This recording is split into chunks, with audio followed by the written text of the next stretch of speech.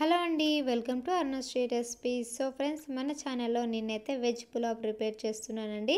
చాలా easy process. మనం lunch బాక్స్లోకి కూడా ఈజీగా ప్రిపేర్ చేసి పెట్టొచ్చు. మన ఛానల్ని ఫస్ట్ టైం చూసేవారైతే ప్లీజ్ ఈ వీడియోని పూర్తి వరకు చూసి ఒక లైక్ చేయండి. స్టవ్ పైన కుక్కర్ పెట్టుకొని అందులోకి 2 టేబుల్ స్పూన్ల ఆయిల్, అలాగే 1 స్పూన్ వరకు నెయ్యి వేసుకొని కొంచెం వేడవనివ్వాలి. ఆయిల్ వేడైన తర్వాత ఒక హాఫ్ టీ స్పూన్ వరకు షాజీరా, ఒక స్టార్ పువ్వు, అలాగే హాఫ్ ఇంచ్ వరకు దాల్చిన చెక్క, 4-5 లవంగాలు, 2-3 ఇలాచీలు, అలాగే ఒక 10 వరకు జీడిపప్పులు వేసుకుంటున్నాను. ఒక బిర్యానీ ఆకుని ఇలా తుంచి వేసుకొని 2-3 పచ్చిమిరపకాయలు కూడా ఇలా చీల్చుకొని వేసుకోవాలండి.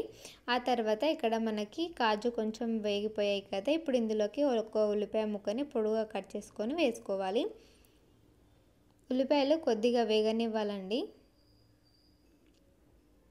ఉల్లిపాయలు కొద్దిగా వేగిన తర్వాత ఇప్పుడు ఇందులోకి హాఫ్ టీ స్పూన్ వరకు అయితే పసుపు, 1 టేబుల్ స్పూన్ అల్లం వెల్లుల్లి పేస్ట్ కూడా వేసుకొని కొంచెం అల్లం వెల్లుల్లి పేస్ట్లో ఉన్న పచ్చివాసన పోయి జీడిపప్పు ఆనియన్ కూడా కొంచెం వేగేంత వరకు మంటని లో ఫ్లేమ్లో పెట్టుకొని వేయించుకోవాలి.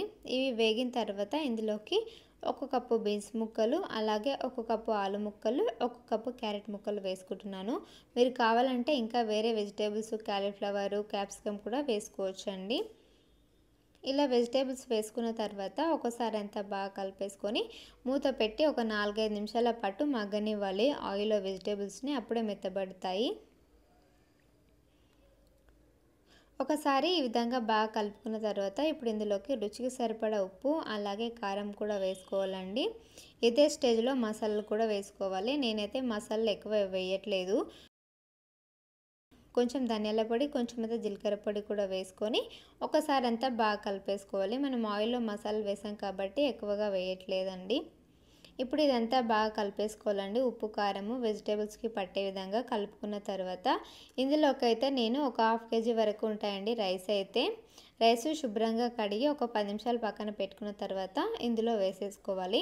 మనం ఫస్టే వాటర్ వేయకుండా ఇలా రైస్ని వేసి ఈ వెజిటేబుల్స్తో పాటు మనం రైస్ని కూడా ఈ విధంగా కలిపి ఉప్పు కారం కూడా రైస్కి పట్టే విధంగా మంటని లో ఫ్లేమ్లో పెట్టుకొని ఒక 4-5 నిమిషాల పాటు నిదానంగా మనం ఉడికించుకోవాలండి కొంచెం సేపు రైస్ని. చూసారు కదా, ఒక 4-5 నిమిషాల తర్వాత చూసిన తర్వాత ఇప్పుడు ఇందులోకి 1 కప్పు రైస్ నేను ఇదే డబ్బాతో నేనైతే రైస్ పెట్టాను. దాంతోనే 2 గ్లాసుల వరకు అయితే వాటర్ వేసుకుంటున్నాను. 1కి 2 అండి కొలత అయితే. వాటర్ వేసుకున్న తర్వాత గుప్పెడంత కొత్తిమీరను కూడా వేసుకొని ఒకసారి అంతా బాగా కలిపేసుకోవాలండి. కలుపుకున్న తర్వాత ఉప్పు కారం ఏమైనా సరిపోకపోతే చూసి యాడ్ చేసుకోవాలి. మూత పెట్టేసి కుక్కర్ విజిల్ అయితే పెట్టేసి ఒక 4-5 విజిల్లు రానివ్వాలి మంటని లో ఫ్లేమ్లో పెట్టి. 4-5 విజిల్ల తర్వాత పూర్తిగా ఆవిరి పోయిన తర్వాత చూస్తే మనకు వేడిగా వెజ్ పులావ్ అయితే రెడీ అయిపోయింది ఫ్రెండ్స్. చాలా టేస్టీగా ఉంటుంది. ఈ వీడియో నచ్చితే ప్లీజ్ మన ఛానల్ని సబ్స్క్రైబ్ చేసుకోండి. Thank you for watching.